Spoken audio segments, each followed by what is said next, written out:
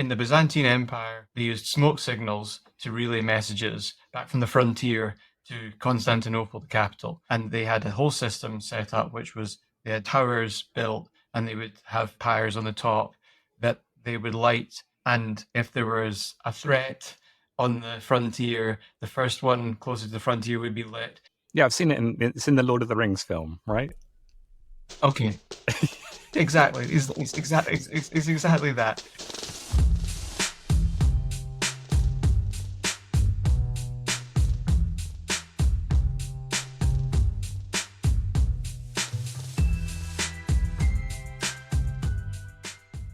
Andrew, did you see recently that Andy Jassy, who's the CEO of Amazon, sent a note to all Amazon employees demanding they all come back to the office? Yeah, I did, and it just made me kind of go, how would I react to that if that was what happened to me at the university where we work quite fluidly, quite hybrid, and I also have quite a long commute, so it wouldn't be the most palatable thing to me. As it turns out, to a lot of Amazon employees. So today, in today's episode, we really want to talk about, we don't want to talk about Amazon, we want to talk about virtual teams, but it's obviously really timely, especially with the background of that message from Andy Jassy. And I think one of the things that would be really fun to do today is actually really talk about what is a virtual team, what is a remote team, what is a hybrid team, what are we talking about? And actually, I think we can go into some of the historical precedents that were set that, because humans have actually been remote for quite a long time in ways that we might not think about. But let me go back to the Jassy part, to Andy Jassy's message. So this got a lot of pushback. Andy Jassy sent this message out, and there was an immediate and very strong reaction from a lot of people inside Amazon. But what I would like to do is I want to read some of his message. I'm going to go through it quite quickly. I've cherry picked it. But some of the communication here is really interesting as well. So thinking about teams and communication, I found it really interesting to read the message. And I think it's important to sort of understand the context of what he was saying, because he didn't just say, come back and work in the office. There was more context to it than that. So from, and I'm shortening this, but from Jassy's message, it says, our culture is unique and has been one of the most critical parts of our success in our first 29 years. But keeping your culture strong is not a birthright. You have to work at it all the time. When you consider the breadth of our business, their associated growth rates, the innovation required across each of them, and the number of people we've hired the last 6 to 8 years to pursue these endeavors, it's pretty unusual and will stretch even the strongest of cultures. Strengthening our culture remains a top priority for the S team and me. And it's maybe important just to say the S team is Amazon's senior leadership team. Yeah, I was gonna ask that. He goes on to say, we want to operate like the world's largest startup. That means having a passion for constantly inventing for customers, strong urgency. For most big opportunities, it's a race. High ownership, fast decision-making, scrappiness and frugality, deeply connected collaboration. You need to be joined at the hip with your teammates when inventing and solving hard problems, and a shared commitment to each other. And then he finishes, well, he doesn't finish, but at the end of the bit that we want to go through are two areas that the S team and I have been thinking about the last several months are, one, do we have the right org structure to drive the level of ownership and speed we desire? And two, are we set up to invent, collaborate, and be connected enough to each other and our culture to deliver the absolute best for our customers and the business that we can? We think we can be better on both. We've decided we're going to return to being in the office the way we were before the onset of COVID. When we look back over the last 5 years, we continue to believe that the advantages of being together in the office are significant. I've previously explained these benefits, but in summary, we've observed that it's easier for our teammates to learn, model, practice, and strengthen our culture, collaborating, brainstorming, and inventing a simpler and more effective. Teaching and learning from one another are more seamless, and teams tend to be better connected to one another. And that's it. That's a lot to unpack there.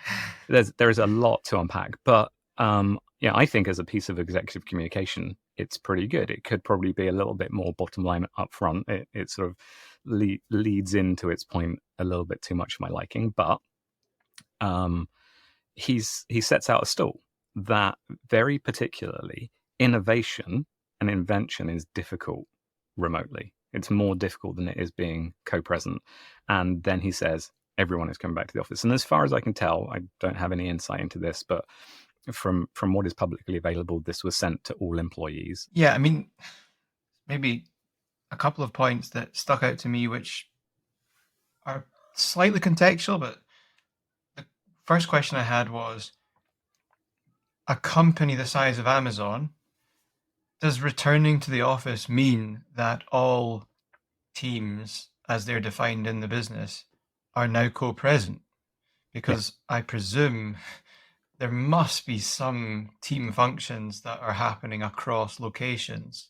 So I don't want to call it a gimmick, but that's the word that comes to my mind. Like the gimmick of, well, we're all going back to the office so that we're all going to be together physically all the time. Is that a slight myth in terms of actually how the organization operates? And the second was, is that literally how they operated before COVID? Or was there more fluidity before COVID, and actually COVID has narrowed the focus on these things that never really presented themselves as worthy of attention before? There's a few clues in the message. One is that he says in the message that if you were co-located before, if you're in the office, you will be going back. The offices that had fixed desks will continue to have fixed desks. So there is that idea that you will be assigned a desk and you go and work from that desk, which seems really quaint now. I can't actually even imagine that, because I've spent so long working with flexible hot desking inside offices, even when you are co-present, that I almost can't imagine having a fixed desk anymore. But he says that the offices that previously had fixed desks will go back to having fixed desks.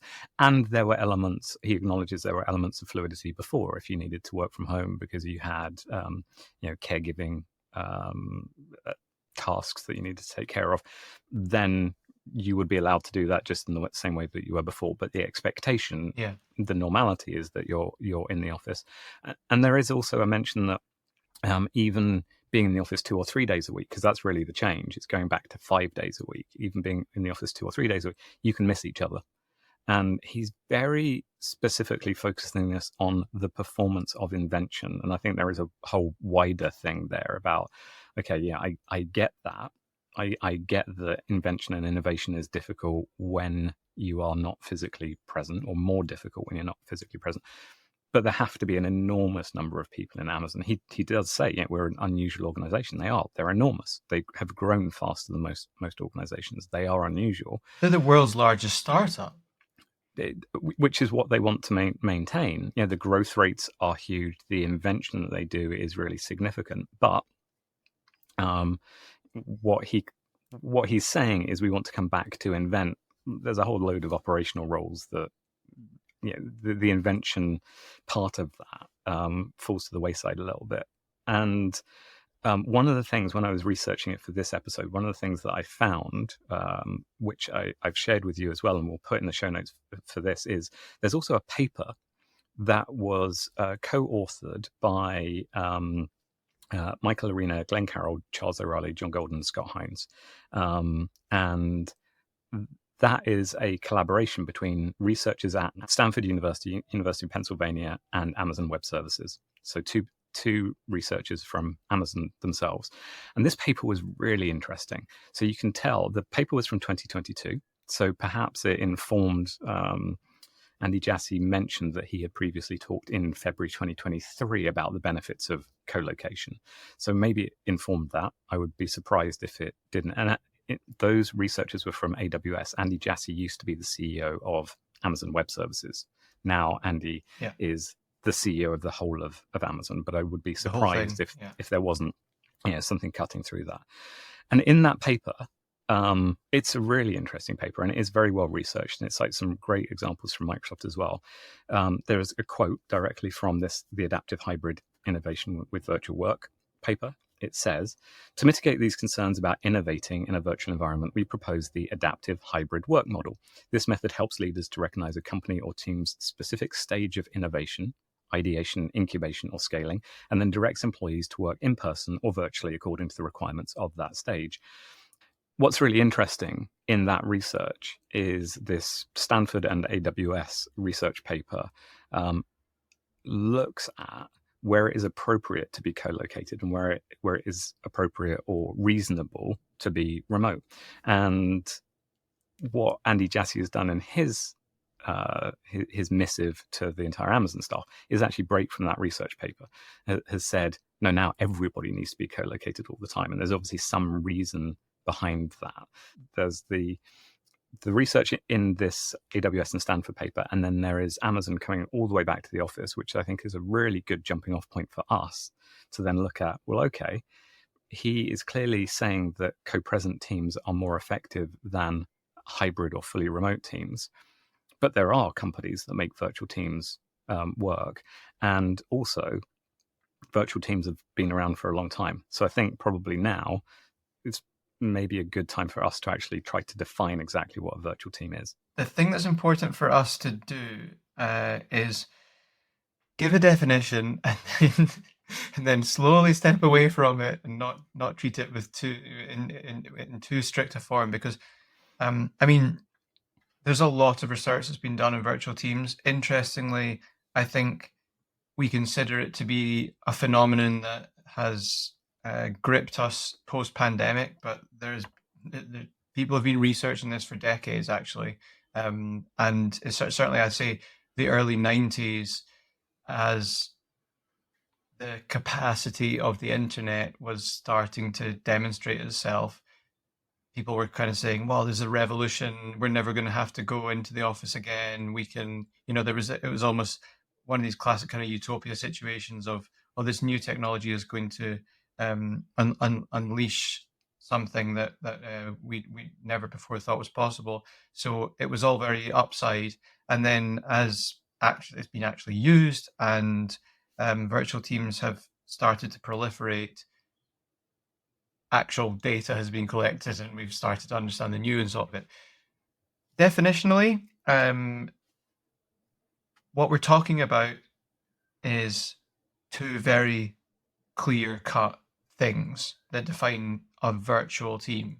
And that is that members of the team, not necessarily all of them, but certainly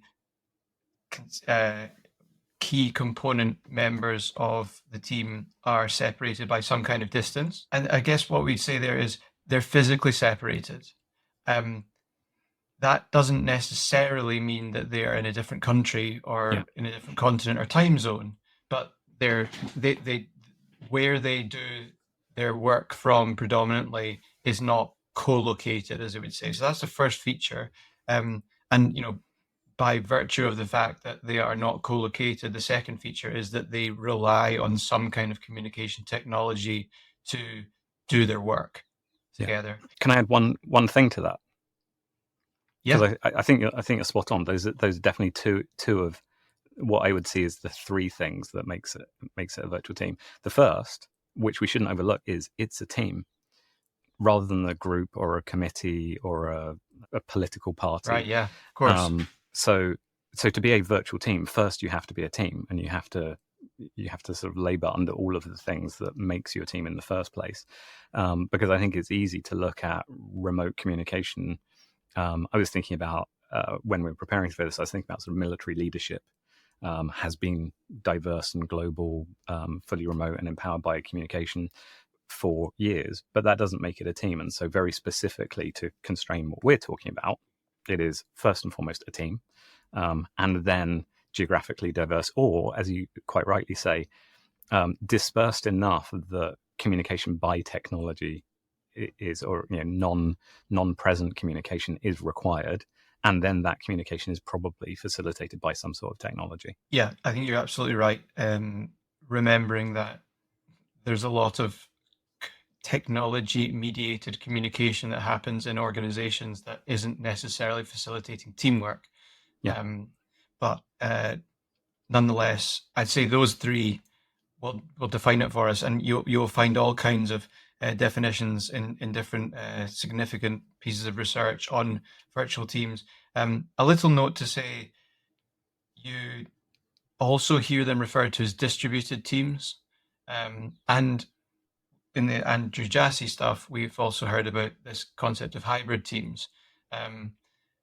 I say that we remain relatively relaxed about where the boundaries are between the definitions of those things. The distributed team concept was probably an ancestor of what we nowadays call a virtual team. Yeah. And you've also hybrid teams is, if it's not intuitive enough already, a hybrid team is a team that is sometimes co-located and sometimes operating virtually, and that sits in a Venn diagram of what the new normal is, which is, a lot of organizations have maybe fixed days in the working week where everyone has to be in the office, or by virtue of different people's flexible working arrangements, they all overlap on certain days, and that renders the team a kind of hybrid team. But I would say what we're going to talk about, whether you are a kind of thoroughbred virtual team, born virtual, and you're operating in, you work from an office in your house, and all of the people you connect with are scattered all over the world, and you only really pursue your work together virtually, or whether you exist in one of these kind of new normal situations where flexible work means that you do a lot of your work virtually, what we're going to talk about still applies. So we can be relatively relaxed about the definition. Probably the nicest thing that I saw when we were looking at this to come up with a good definition was the description of it being a scale.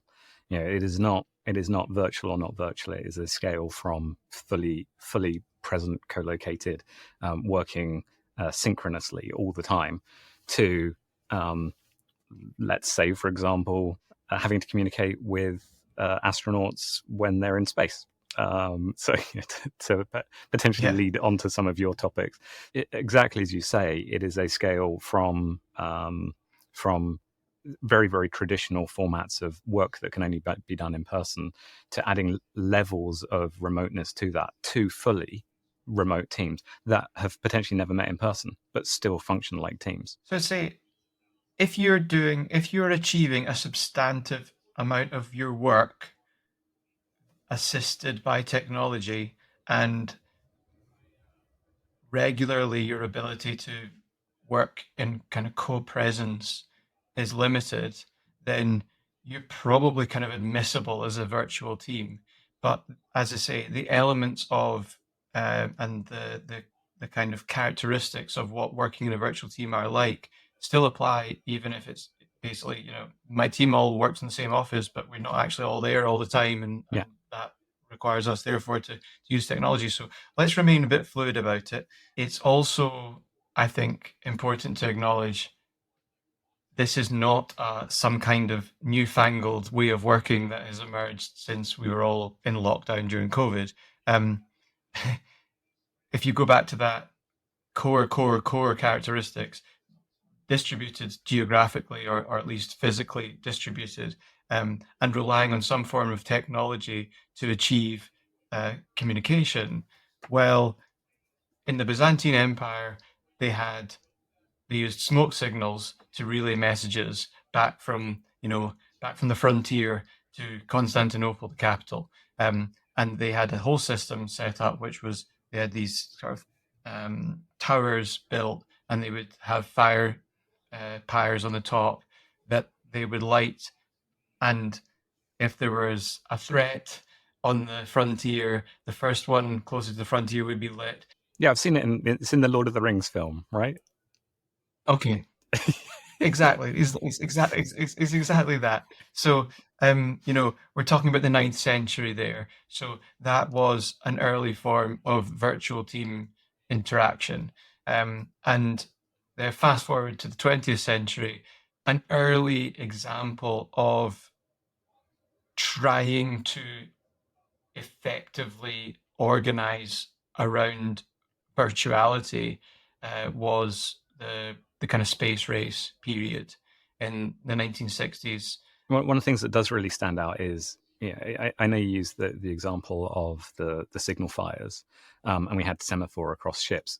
Those early examples were really not virtual teams. They certainly came before virtual team communication, but I think, as you say, it took probably until the middle of the 20th century for communication technology to have evolved to a point where it can actually be used in teamwork rather than in something which was communications between organizations, between relatively separate entities. Yeah, right. And I think even when we were talking about the definitions there, one of the reasons it's flexible is because the definition, as you see it in the literature, has perhaps become more specific over time as improvements in technology have unlocked our ability to actually achieve work, effective teamwork more readily. Yeah, and there's if you look back into deep distant history, that evolution is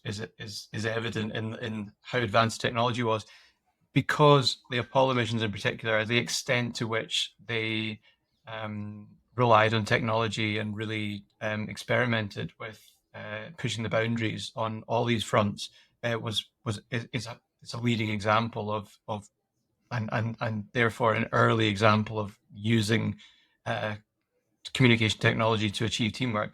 But it's a classic virtual team, because you have three guys in a tin can up to 250,000 miles away, heading towards the moon, and you've got a whole set of teams at mission control communicating with them, and they're relying on technology to do so. And that was the quintessential origin story, I would say, of contemporary virtual teamwork.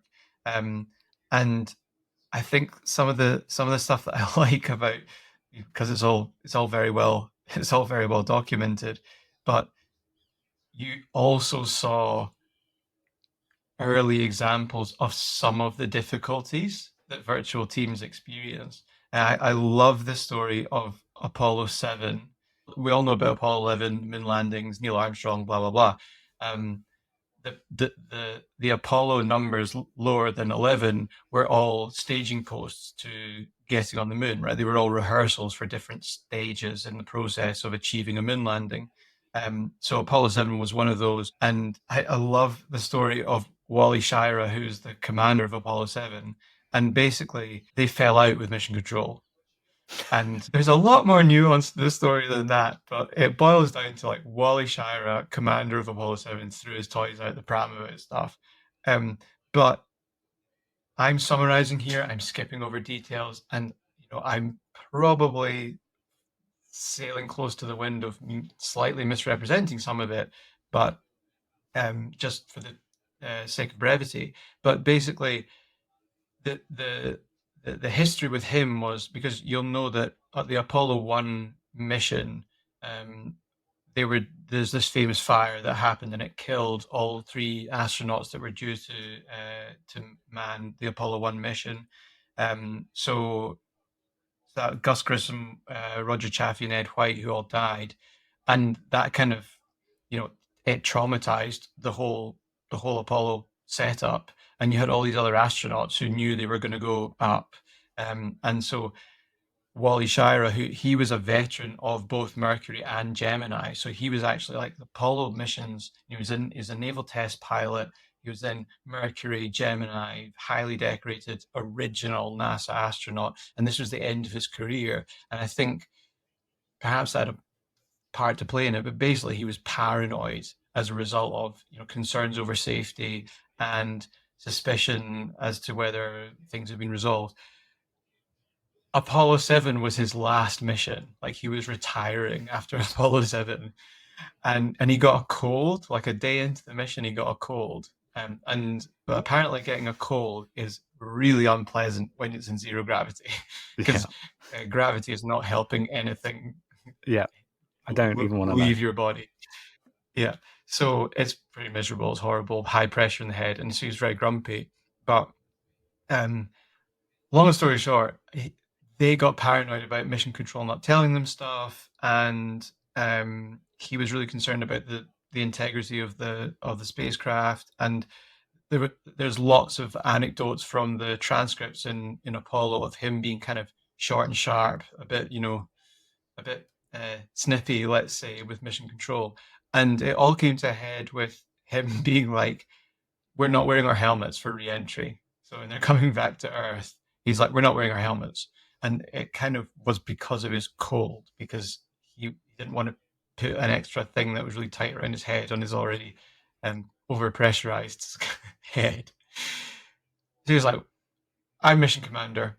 None of us are wearing our helmets." And mission control are like, "Well, you you kind of should wear your helmet because it's dangerous re-entry, and it's highly volatile and predictable. He's like, no, we're not wearing it. But the what was underpinning all this was like an erosion of trust in the Yeah, other part of the team that he was yeah, separated from. And this is one of the things, it's like, we'll come back to talk about some of these things, I'm sure, shortly. But what some of the difficulties virtual teams have is, especially when you've got, which is commonly the case, you've got a virtual team where some members are co-located in one area and other members are co-located in another area. And the implicit trust that develops between those who are co-located and on the other side of the coin erodes the trust that they have for the team that's elsewhere, or the part of the team that's elsewhere. And this was a classic example, breeding suspicion and paranoia about the intentions of the others. And it happened in Apollo 13 as well. You'll maybe have seen the film, the Apollo 13, the successful failure as they called it. But the astronauts on Apollo 13, they did the same thing when they felt like mission control were trying to micromanage them through the crisis. They removed all of their health sensors because the flight surgeon was annoying them. Well documented, and they actually even make a reference to it in the film. That was the same thing. They were growing suspicious of, because you've got to remember, like, so they're a virtual team, three of them separated, long distance coming back to Earth. They didn't know if perhaps mission control had realized there was no way they were going to get back, and they were basically just kind of giving them palliative care. They were telling them things just to yeah. soften the blow of their inevitable death. And there was a bit of a mutiny, and they ripped off all of their sensors. They're like, well, fine, you're not going to be able to tell anything about us anymore because we're annoyed at you.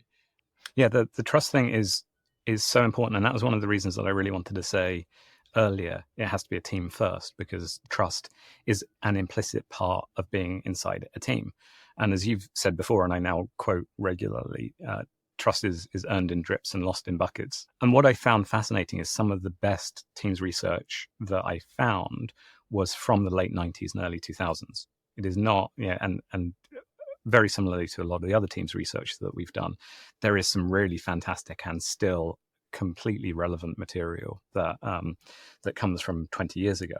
There was a piece of work, I think it's by Yarvenpar and colleagues, and it's called "Is Anybody Out There? The Antecedents of Trust in Global Teams."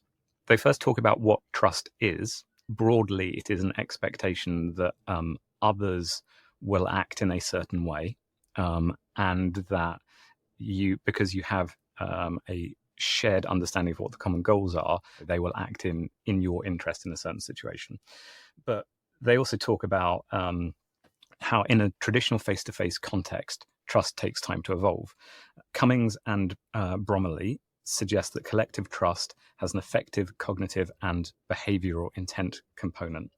It was found that cognitively based trust factors are a precursor to the development of effectively based trust, and that it is broadly, so in this research, it is broadly much more difficult to establish trust when you are in this remote situation in a virtual team than if you're co-located. There are so many things when we're co-located that help build trust, and I'm sure that many people that are listening to this that have worked in hybrid or remote teams where they are using email or video calls to talk to colleagues. It takes a lot longer to build trust in a remote setting than it does when you're co-located, because all of those tiny cues that you get, whether it is somebody offering to make you a cup of tea. We've talked before about the power of somebody offering a cup of tea to their team. But that expectation of behavior is a small signal. It's one of those small drips that builds trust, builds expectation. Because I don't think that trust is always, this person is going to act in my interest. It's sometimes trust is just, I know how this person will react in this situation. I can trust them to act in a certain way. Sometimes that's sufficient. You're talking about kind of rational trust and relational trust, and so we can logic it out that Mark does what he says he does, what he says he's going to do, and I've got enough evidence to say that I can trust Mark to do things. That's very different to how I feel about Mark and his behaviors and how I trust him. And these are things that are developed in different ways.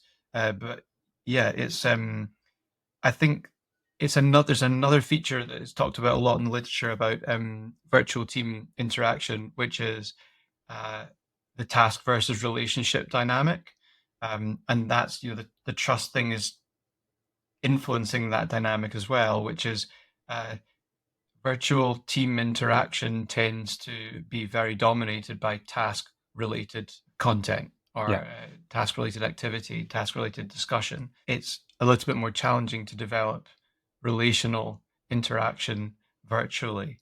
And because there's a focus on task, affective trust can become underdeveloped as a result of that. It's one of the things that is evident in research on virtual teams is we kind of have to do a bit of the suspension of belief around about expectations of normal interaction. I think it's really easy to think of, right, so, we are recording this virtually. It's easy to assume, therefore, all of the normal rules about interaction, communication, discourse apply, and we're just doing it through a computer. Actually, that's not the case. There are things that we need to be aware of, and then we need to manage for them in order to mitigate for their negative impacts. So all of the stuff that is really focused on at the kind of top level issues to do with virtual teams are to do with these relational features. So difficulty in building social cohesion, issues with trust. There's also a concept around depersonalization and dehumanization, which also has these flavors of the humanity, the affect, the relationship features of the way in which we work together. So it comes back to, there are things that we get from being physically together that are tacit, salient, and unconscious, and they form a kind of interactional foundation that allows us to proceed with the way in which we communicate with each other in a way that feels natural and normal and secure and safe. And virtual interaction removes some of our capacity to achieve those things. These are kind of social psychology, anthropological concepts, but things like co-presence, co-regulation, another thing called biobehavioral synchrony. And all of these things are just like what happens to us when we are in the same room as each other doing stuff, and not to do with teamwork necessarily, but it's just the way in which we actually co-regulate together because we're in the same place. If I'm doing like an away day, which I do for organizations and stuff, one of my favorite things to do at the very start of the day is to get everyone to breathe together. And I like do controlled breathing. Okay, right, everyone, breathe in, hold, breathe out. And it's a little bit of a gimmick because I'm like, okay, we've all just done a breathing exercise, so it's been good for us. But our bodies tune in to each other and recognize that there's actually a calming and a sense of increased security when our bodies realize that they're in sync with other bodies. That's all denied to you when you're working virtually. And it then leads to things like dysregulation of discourse and interaction. So it can become disinhibiting. So I just might be a little bit more aggressive or a little bit more threatening or say a bit too much or put my point across in a manner a little bit too forthright than I would normally if I was co-regulating around others in the same room. And then that has a ripple effect around the way other people respond. So the medium is moderating the way in which we actually interact. One of the things that I would like to dig into, so we talked about trust and how it is harder to establish trust in a, let's say, a fully remote setting. One of the other areas where it is harder to establish, one of the prerequisites for good teamwork is one of the things that we call common ground. So we use this term common ground to really refer to shared mental models and methods of communication. So it's deeper than that, but broadly there is. It's almost what Andy Jassy was talking about when he was talking about culture, but I think it is slightly deeper than that. In as much as for a really effective team, you see that team members will build these shared mental models, this common ground, which allows them to do their job more easily because they know exactly what the scope of their responsibility is, what the responsibility of the rest of the group is. And I think one of the things that is also definitely true, having observed this in lots of organizations, it is much easier to build those shared mental models, that common ground, if you are co-located. There are very small cues about whether you're doing something right or wrong. And again, I think there is truth in the argument that Andy Jassy was making in that original memo, which was we have to really focus on culture. He says that's one of the things that he thinks about most. And the culture will be stronger when you're co-located. I mean, that's hard to argue with. It doesn't mean that it's not worth fighting for, but certainly when I've worked in that combination of fully remote or hybrid teams, you have to be so much more explicit. And we will always come back to communication here, but you have to be so much more explicit in communication, in the cultural expectations of how your organization works if you're remote. And arguably, it's even harder if you're in a hybrid organization. So we talked about it being a scale. Fully co-located is relatively easy. It's very natural for us. We have evolved to do it. Fully remote actually isn't that difficult either, because then everybody is bound by exactly the same constraints, and so the behaviors are synchronized. But where there is some difference, and you talked about that great example of where there were people on the ground and the Apollo astronauts, and there was a difference in the expectation and the reality that they were experiencing at that time that was hard to get over with the technology, with the communication.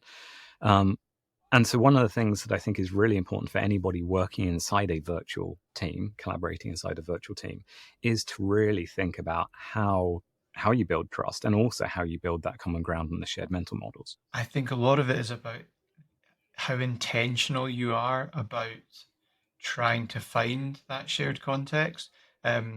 So I'd say like the shared context concept, common ground, is like that. It's that layers that sits above what we just talked about in terms of co-presence and co-regulation. It's a bit more kind of specific to the environment that you occupy. But if you are co-present, if you're co-located, the context is taken for granted. So when you're talking about common ground, which is a foundational linguistic concept, common ground is established through our shared understanding of our context, and there are layers to it, but a lot of it is just taken as read because we are aware that we are sharing. That's kind of first level of common ground, is we are aware that we are both aware that we're sharing the same space, and that gives us a foundation upon which to build common ground. And there's a security, again, this kind of psychological security that is fostered by knowing that. That's entirely detached virtually. And I think being aware that lack of shared context can be somewhat destabilizing for people in virtual teams just means it's another thing that if you're operating virtually, you probably just need to give some intentional direction, some intentional time dedicated towards it. Silly things like we're all going to dial in from the same coffee chain for our meeting today, and the consistency that the cookie cutter nature of some of these chains means that we're all actually in a way sharing the same environment. We're all going to wear the same color jumper when we dial in. It could be any of these things. It's a little bit gimmicky, but it's creating shared context. However, one of the difficulties with virtual teams, which co-located teams don't suffer from, is some of that context is actually about the kind of rhythms of the environment. The rhythms of that shared context also inform a sense of common ground. So it's not just about what we can see around us, but it's like, the circadian rhythms, the light, the noises, the who else is in the space. That also creates a cadence and a beat to which we align ourselves, and that also creates a sense of shared context. So it's it's a challenging one, I think, for virtual teams, but at least awareness of the fact that these things make an unconscious difference to the ability for co-located teams to do their work. You have to work a little bit harder if you're operating virtually to try and mitigate for the lack of those things. There's a couple of things that I wanted to dig into there. One, the first one was just another anecdote. This time, apparently from the Mars Climate Orbiter, where so this was a story that I only recently came across. So I have to do some more digging to make sure it's actually true. But let's just treat it as an anecdote. But in the Mars Climate Orbiter, the team members were very geographically diverse. They were in Denver and Pasadena. They were trying to work on getting the spacecraft to push itself into orbit, but the members of the team were using different measurements. So they were using imperial and metric measurements, and so they actually failed to achieve that because they hadn't established something relatively simple. And when I heard that example, it reminded me of the point that you had made before about how air traffic control and in aviation, they use feet and knots and meters differently, right? The simple one is about separation. So aviation, vertical separation versus horizontal separation. So you will always hear vertical separation in feet, and you will always hear horizontal separation in kilometers.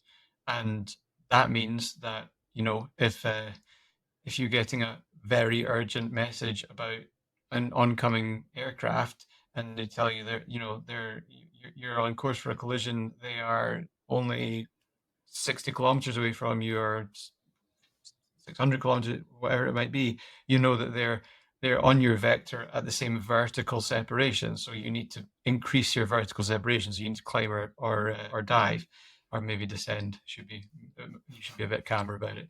But